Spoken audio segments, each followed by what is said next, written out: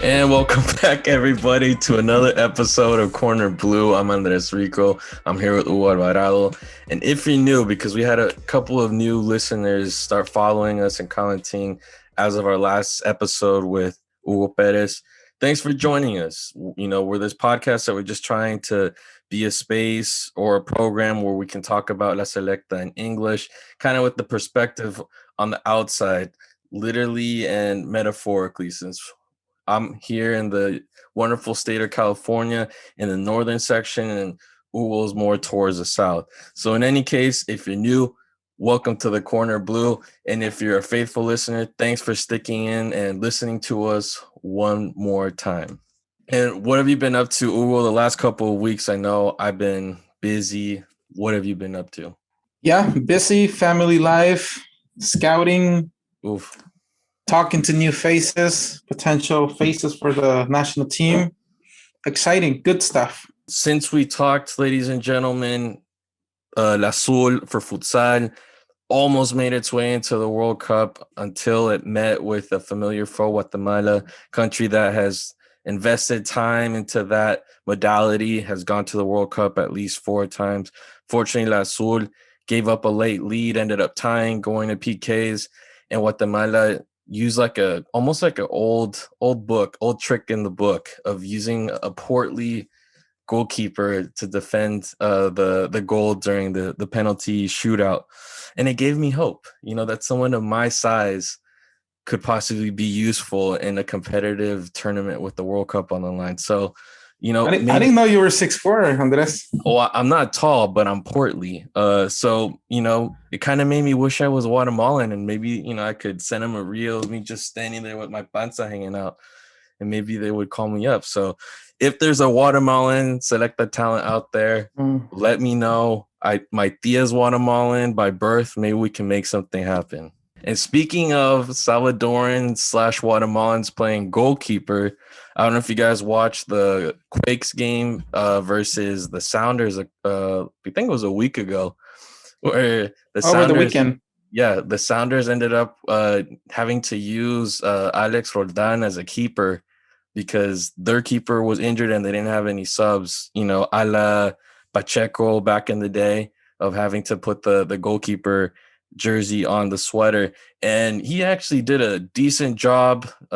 Obviously, as a Quakes fan, I was pretty ticked off that they weren't able to score, but who knew that Alex Roldan would be a good option for goalkeepers? So we'd have maybe another Legionario on the way if the scout over here gets to it. So there's your lead for you, Uwe. It was a successful evening for the Roldan brothers. Golazo scored by Christian, and then Alex saving the night, playing as a goalkeeper, couple saves. Very, very happy for them. Christian is the one who plays for the US already. Okay, all right. So he's settled. Alex is the one that's kind of up in the air, and I know earlier this week there were rumors and whatnot of him possibly being called up for El Salvador along the line. And who knows? He does play more as like a kind of like defensive mid. Am I wrong? Right back. Which is a position that tends to be, held down by national players. If anything, El Salvador has a history of producing really good wingers. Yeah, and Alex Roldan was actually mentioned in a publication by Pájaro Picon Picon a couple days ago that there was interest on behalf of the FESFUT. There hasn't been anything official through the FESFUT at this point, and I haven't seen anything else on it. If that's the case, I mean, the more the merrier, obviously, into that mix of eligible players, especially someone that is having that type of exposure and plays in a league with the level that the MLS has, that I think is proving itself at a local level. I mean, it's still on the come up in terms of the Americas, but in terms of organization, it's, level of professionalism, I don't think there's anything to envy with the rest of the continent. And as we mentioned, ladies and gentlemen, a lot has happened in the last couple of weeks. Hugo Perez started releasing his list of players that he's called up for mini camps in San Salvador from local teams that have been eliminated from the domestic competition. Right now, it's down to the wire. Semifinals, lots of players are still competing, but those that are on the teams that are in their off season have been called up to start getting ready for the qualifiers that are going to occur on June 5th versus Virgin Islands and June 8th against Antigua and Barbuda. So the mini camps, they show up, they train a couple times, and then they're released to do their own thing. And in the most recent list, goalkeepers that were called up were Jonathan Guardado, Oscar Pleites, Ronan Rodriguez, Julio Cibrián, Rómulo Villalobos, Alexander Larín, Alexis Renderos, Kevin Mengíbar. And then midfielders, we have Melvin Cartagena, Carlos Garcia, Gerson Mayen, Jairo Enriquez, Miguel Chalatiu Lemus, and forwards, David Rugamas and Marvin Marquez were called up for mini camps for this current week. And from a personal standpoint, it's awesome to see Jairo Enriquez back in the mix. Also, Miguel Lemus, two members of that historic U20 World Cup team. It's cool that they're getting another shot to be seen by the coach, and things have been decently for them at Chalate. You know, it's a team with a small budget. They seemed to promise a lot at the beginning of this season, but it didn't necessarily work out. But they play along with several members of the most recent U23 team. So we'll see how that vibe works, so that cohesiveness, that chemistry that they have for Chalate, and if it translates for the national team. But what are your thoughts, Hugo, on the most recent list? I think that we're definitely seeing a big change in the national team. I mean, we're talking 80% of the team approximately being completely new. It is very clear that Hugo is sending a clear message that he's looking, at calling up players who will be the future for 2026. I'm very pleased with what I see. I think they are, young players, combination of the ones that are, currently U23s, plus, those like Jairo and Lemus who went to the U23. That just makes sense that they are part of a process right now. And then you have a few experienced players, well, like Larin in this case, and Bonilla, who I think deserve the call up. I mean, Bonilla has been one of our best center forwards for a while. And, given that there's been a need in that position for a while, I'm not surprised that he's been called up. I'm kind of combining the list that you just went through with the Legionarios. So why don't I just go through the list as well? Yeah, you beat me to the punch, Hugo. So if you want, go over the list of the foreign-based players that have been called up. We're assuming this is the final list leading into the qualifiers for June 5th. But if you got the list, go right ahead. Yeah, the list that I have was what has been released: Tomas Romero from LAFC, Eric Zabaleta, who will be getting his first call-up since he got his passport, Alex Larin, Enrico Dueñas, Walmer Martinez, which is one of the new names, surprises. Yeah, one of the new names that Hugo Pérez didn't mention in the interview, but that was finally confirmed a couple of days after we talked to him. Joshua Pérez, Joaquin Rivas, and Nelson Bonilla. Yeah, I think it's a good mix. I mean, it's interesting to see Bonilla back. I feel like him being on the list can be somewhat divisive towards fans, just because it seemed like during the whole De Los Cobos period 2.0, there were times where he removed himself from the list and refused to show up to call-ups, or I don't know. There was something behind the scenes that at a surface level, it was blamed on he wasn't happy with getting negative attention from fans or criticism from fans, and that he did it thinking of his family and whatnot, which, has its validity for certain people and whatnot. It just seemed that, and he also was suffering from injuries. He had a pretty intense injury that he had to get surgery in Spain for, and was off the pitch for a while. There's fans that are pretty upset that he's been called up since on several occasions he's basically rejected the call up. But as you mentioned, if there's anything that we need to fill a quota for, it is goals. If it's something that's been lacking for La Selecta for a while, is having a reference in the box. So if Pérez and him are able to work together and he figures out his role and, he feels comfortable being on the team, good for him. So we'll see how that goes. And what do you think about the new call-ups, especially we've talked about Eric Zabaleta, but what do you think about Walmer Martinez getting called up? Walter Martinez is an interesting one. I think that Hugo is, taking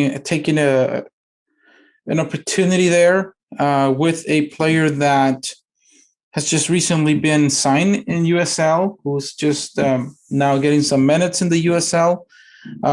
He's a big player, big guy, for who plays as a winger in his team. He's left-footed, but he can also play as a center forward. So he has a big frame. In college he scored a good amount of goals. So it seems like a very good option, offensive player. So again, I think that a lot of the names that we're seeing in this list are players that have been called with 2026 in mind, and perhaps Walmer is one of them. That we haven't seen much of him yet, but the little that we've seen, he has a lot of potential for becoming a very good attacking player for us, whether that's center forward or he plays in the wing. So I mean, I've seen some of him, and again, he's strong. He's a strong player, young but strong, big frame. I think he's almost 6 foot tall, I think. Yeah, he's tall dude. Yeah, so that's good. I mean, in that position, that can help us. And then we have the U23s, that did really well. Obviously, a lot of there's a lot of expectations for Enrico and what he can do. Josh and what he did. I mean, they both did really well. I think they met the expectations, maybe exceeded the expectations. And now they are, having their shot in the senior team, and it will be interesting to see how they do. I mean, it's a young team in general, so in a way, that might also be a positive aspect because most of the players are going to be at the same level, mature-wise, and with the exception of a few older, experienced players like Larin and Bonilla, who are on that list. Yeah, it'll be interesting to see whether some of the younger guys are just straight up inserted into the starting 11, or how Hugo is going to incorporate them, if he's gonna, little by little help them adjust to playing for the senior squad, because they're jumping into the most important tournaments that you can for the national team, the qualifiers and the Gold Cup. Little margin of error, but again, being more realistic, this is just two big tests to start off early, but you don't want to burn these guys out and see how they start fitting in for the long term. I mean, it'll be interesting to see if player Enriquez just gets thrown in the mix. I know that he recently got his first start for Vitesse and things went pretty well for him. But other than that, you kind of question his fitness or level heading into June. Same thing with Josh Pérez. You kind of question, is he game fit, considering that he hasn't gotten that many minutes with his team Ibiza, or if Hugo Pérez is just going to take the same risks that he took for the U20s and just threw them in there from the get-go. Positive thing is Joaquin Rivas. I know he's another divisive player where there's fans that appreciate his game, and others even were calling him the Salvador Correas of De Los Cobos' second stint, but he's performing at a decent level for USL. I've seen videos that he's gotten, a couple goals here and there and assists as well. So I think he's more of, I think of the midfield Legionarios, he's kind of the more solid player at this point. Plus, he has that experience in the current qualifying rounds. So I think he kind of has the edge there. With Larin, again, like as we mentioned, we have good wingers. We've always had good left back, right backs, and he has the experience. He's hasn't played that much for the national team due to injuries, and then just things happen with different coaches. So it'll be interesting what Hugo Perez does with him, considering the other options. Eric Zabaleta, we've talked about him and just what he brings into the mix in terms of, his height, his experience. Yeah, and the threat that he can be in the box on set pieces due to his pedigree as a goal scorer in college. And then Tomas Romero, hopefully can get more minutes and continue with his development there. But like you said, it seems like it's a level playing field, which is what you hope. I think, there's a thin line between merit and then who's at their best level. But then you also have to consider the human factor of, okay, who has a better chemistry, who is able to stick with the ideas or the tactics that Hugo Perez throws at them, who plays better in the system. And I think that's stuff, those are the factors that we'll see end up on the pitch, because it's easy for us on the outside to be like, oh, I'd put this guy here and draw up our starting 11s, but it's a whole different thing behind the scenes. But I have faith that the way things will play out, the best team will be out on that pitch come June 5th. Yeah, I mean, in soccer, I think it's always interesting because, every fan is a coach. Every fan has a player that they think should be there. And there are players that will always get criticism. For example, you mentioned Nelson Bonilla, who, like, I wouldn't necessarily say that he refused to go to the national team. I think that players sometimes, they have to look after their career, and if they have a certain need to stay in their club for whatever reason, maybe they're fighting for a spot, a contract, whatever that might be. And in the case of Bonilla, he was probably not very happy that he traveled for a long time and he didn't play. That was another thing that happened. But, Bonilla is a player that has produced numbers for us. And yet a certain sector of the fans criticize him. And, the same with Joaquin. I've been seeing some things like that. And in my opinion, and I'm speaking for myself, and just like Andres has his own opinion, and fans listening can have their own opinion. In the case of Joaquin, in my opinion, he's been one of the most consistent players. And we have to take into consideration how the whole team play as a whole, as a team. And you have to be an extraordinary player to shine when the team was not really functioning as a team really well. So I think there are many factors to consider, and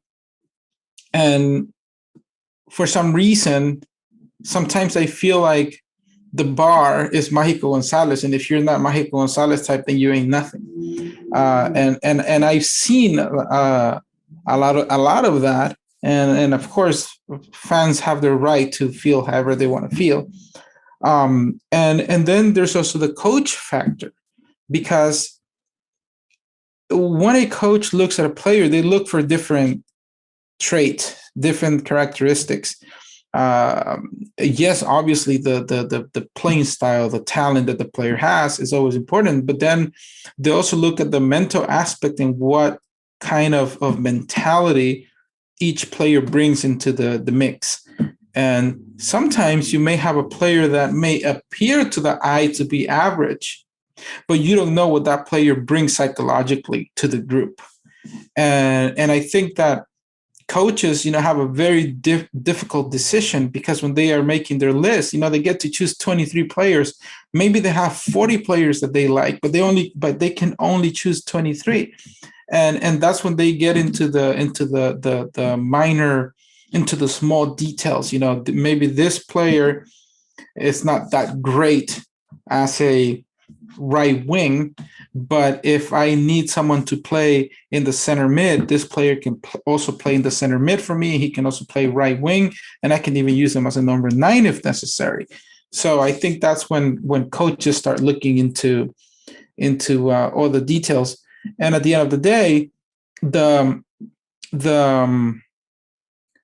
trust that the coach puts on the player also plays another huge role, because I can't think of a name right now, but I think that in soccer, you always need that little bit of luck, that little bit of finding the right coach that believes in you and that gives you that opportunity.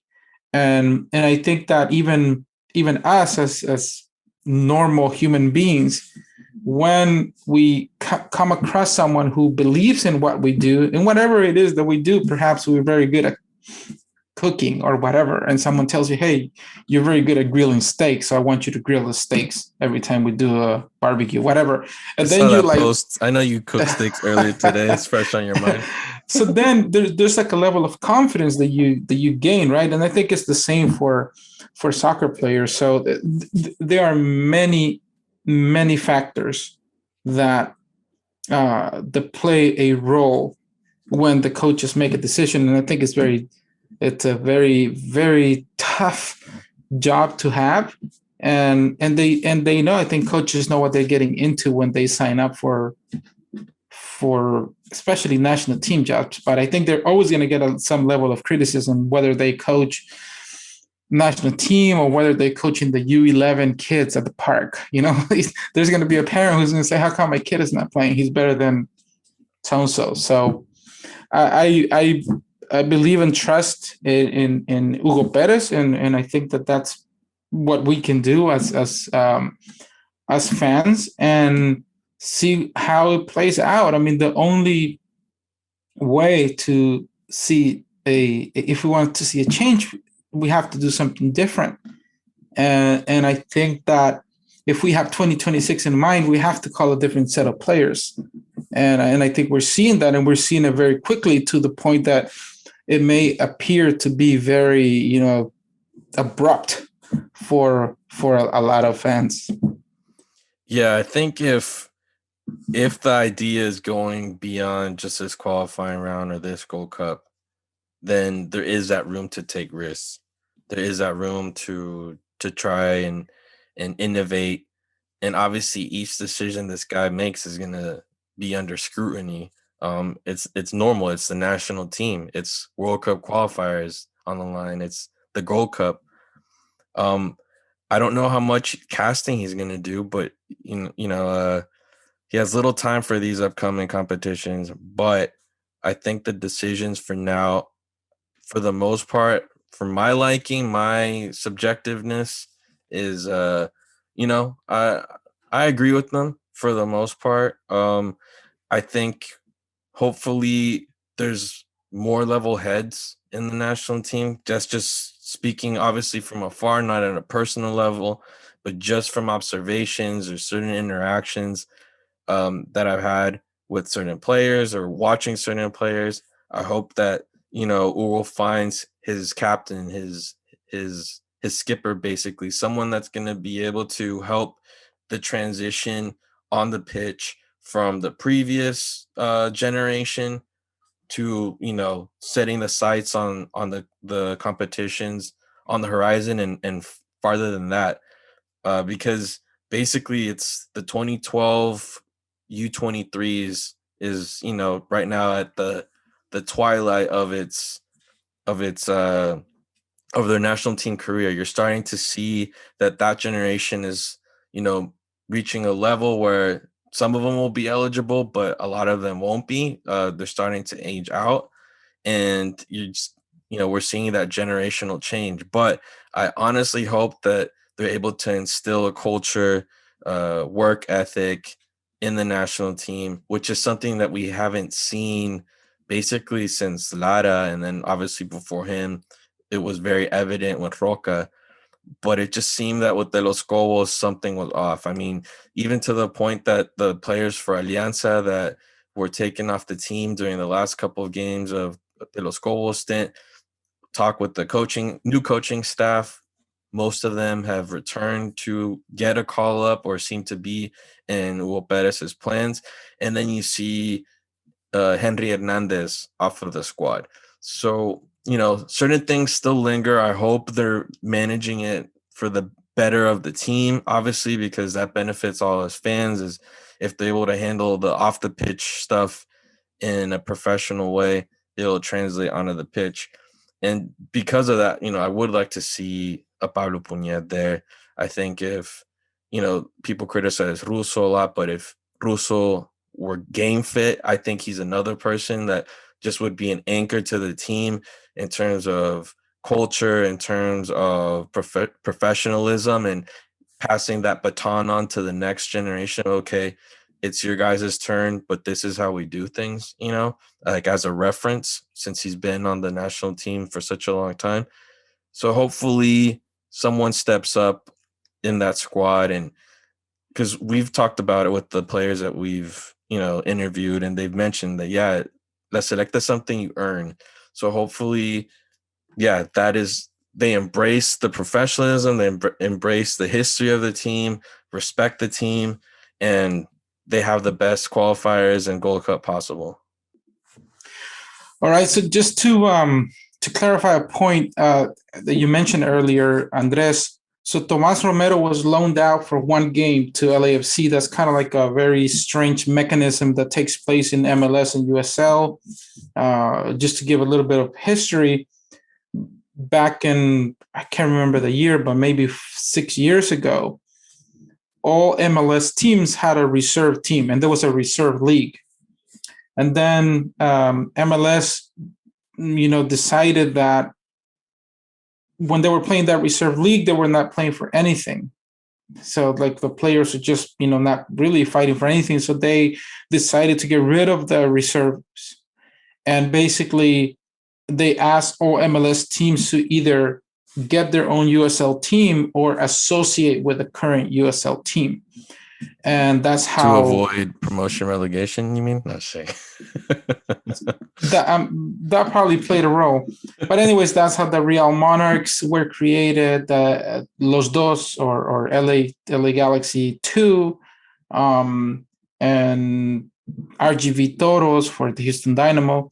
And basically the agreement that they have is that they can loan out players they call short-term loans. It can be 1 game, 2 games, 3 games. It could be the whole season, but they can retrieve the players back as soon as they want. And that was the case with Tomas Romero, who played that 1 game. Unfortunately, the team was destroyed.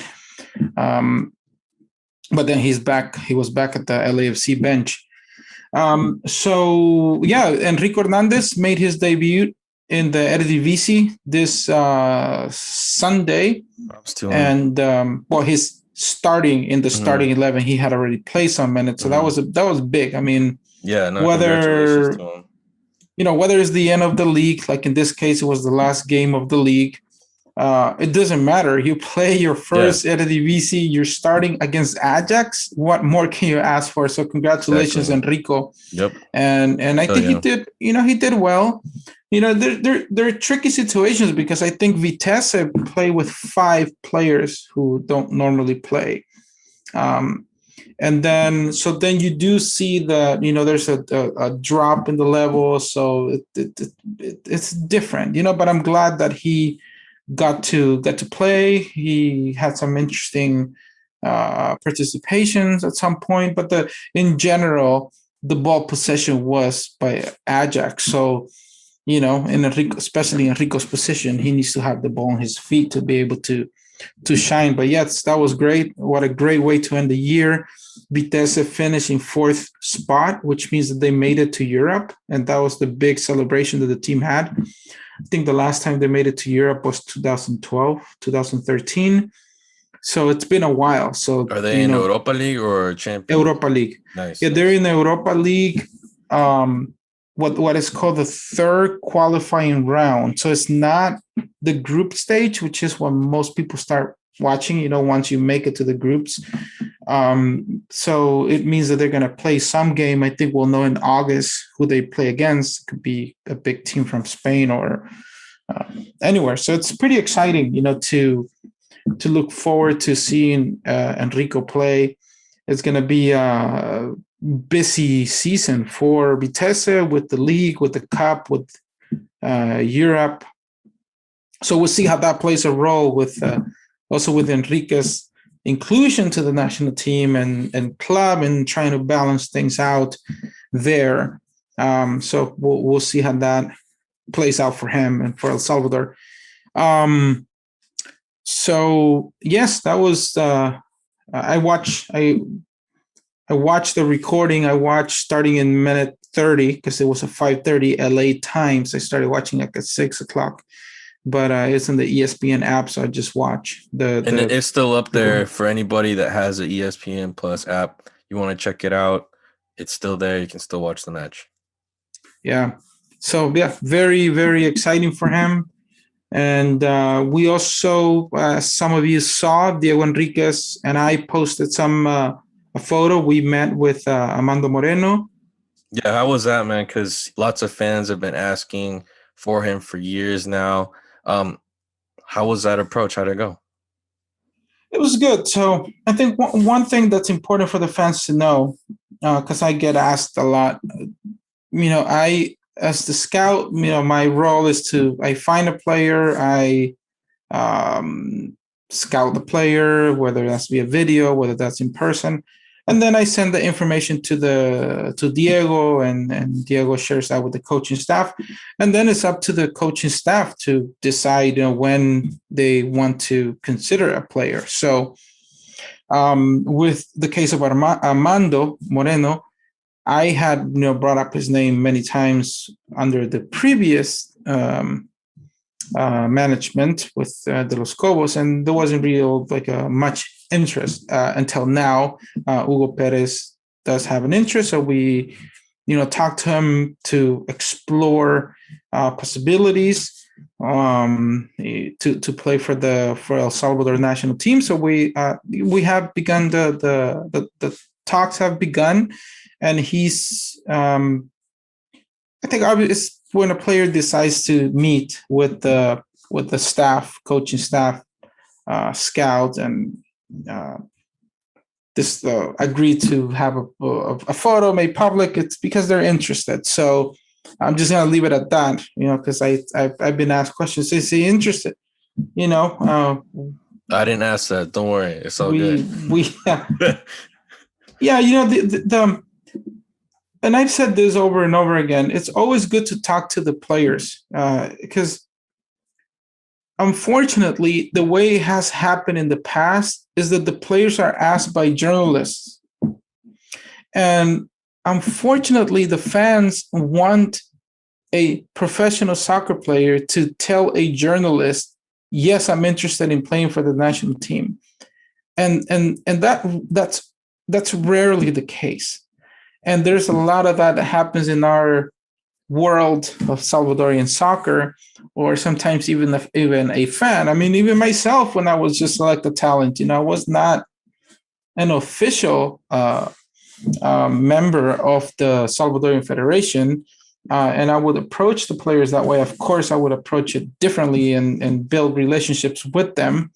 But I think that's also important to know that there's a big difference between, just put yourself in a situation like that.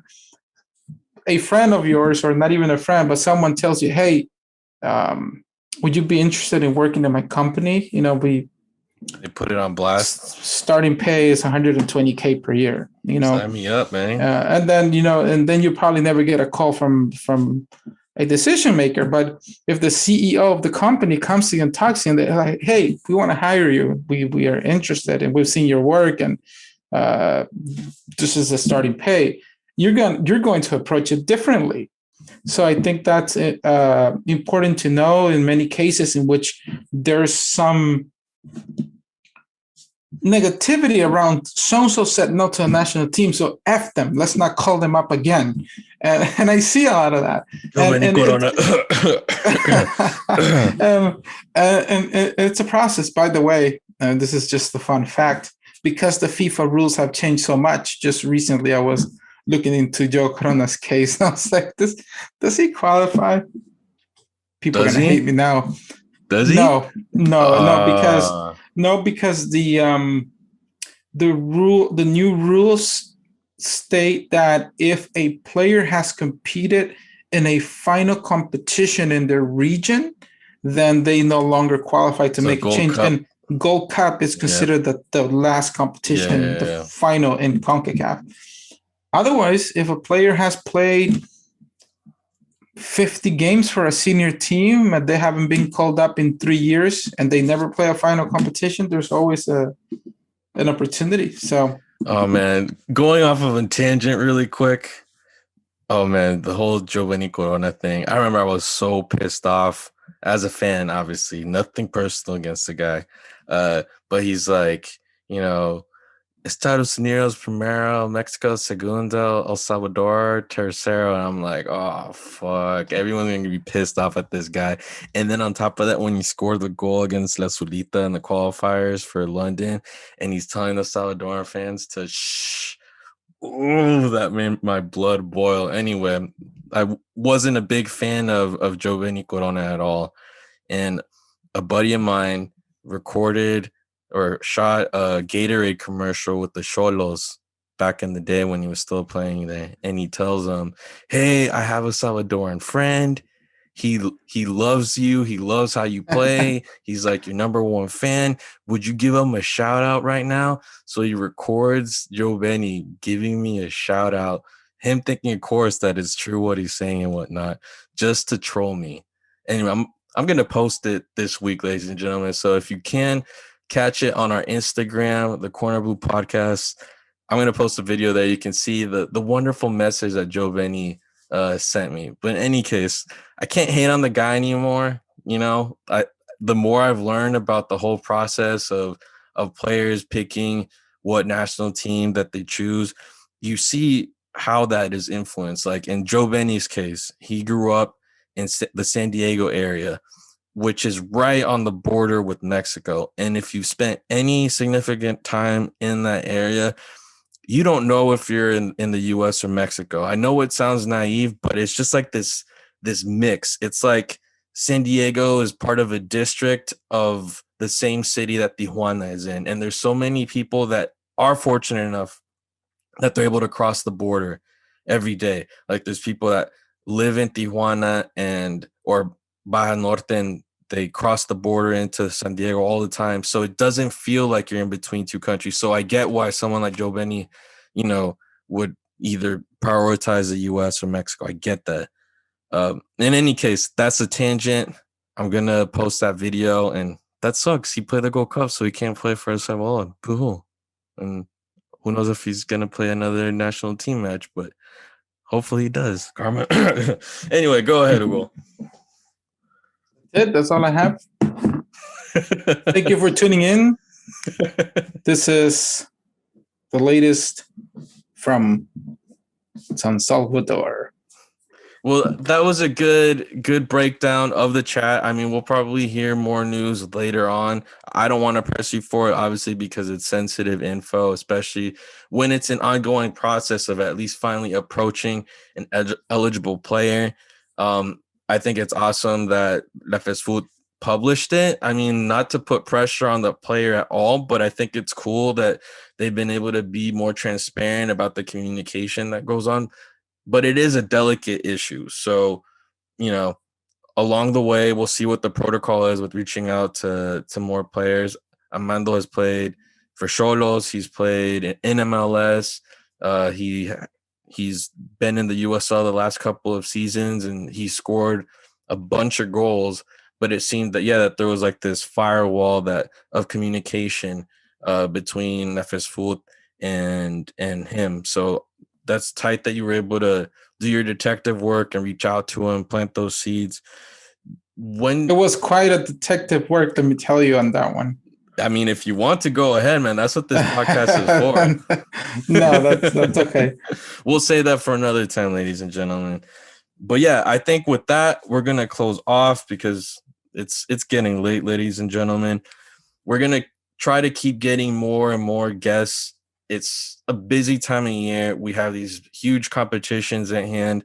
So we'll see who has the time to chat with us, or if we get some former members of the team that want to kind of break things down, because it is a great time of year. I mean, think about it. We have qualifiers early June, and then the schedule for the Gold Cup has been announced. Let me pull that up.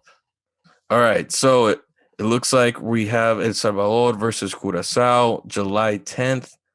Then match day 2 is El Salvador versus the team that has yet to be determined, the 4th qualified team in the group. And match day 3 is against the Big Kahuna, the one and only Mexico. That's going to be an interesting match. I mean, obviously, it'll be an opportunity for players to showcase themselves against, the giant of the area, or as Will Pérez says, like, the team that is light years away in terms of its development and organization. So lots of stuff on the horizon. We'll do our best to get our guests in. I want to repeat that we got, a nice little following after the Hugo Pérez interview. So if you just started listening to us, please go back to any other of the old episodes with players like Pablo Puñet, Diego Coca, Gerson Mayen. We also talked to Hugo Pérez back in September before he was even in the running for the U23s. We also talked with Enrico Hernandez too. So listen to them. We try and do like evergreen episodes so that they're not as timely. You can go back, listen to them. That's why we keep them up there. In any case, I do want to highlight one message that I got from a listener, which is really dope. His name is Francisco, and he wrote to us saying that he lives in San Salvador and he's currently learning English. So he listens to the podcast and he's really excited, and he appreciates the fact that not only is he practicing his English and listening to this in English, but he's also hearing news and tidbits and stuff about La Selecta, which, is one of his favorite team and whatnot. So it's great I'm to learning English myself, so. Yeah, definitely. Me too. I make mistakes all the time on this thing. But definitely it's dope getting that feedback from fans, interacting with the fans.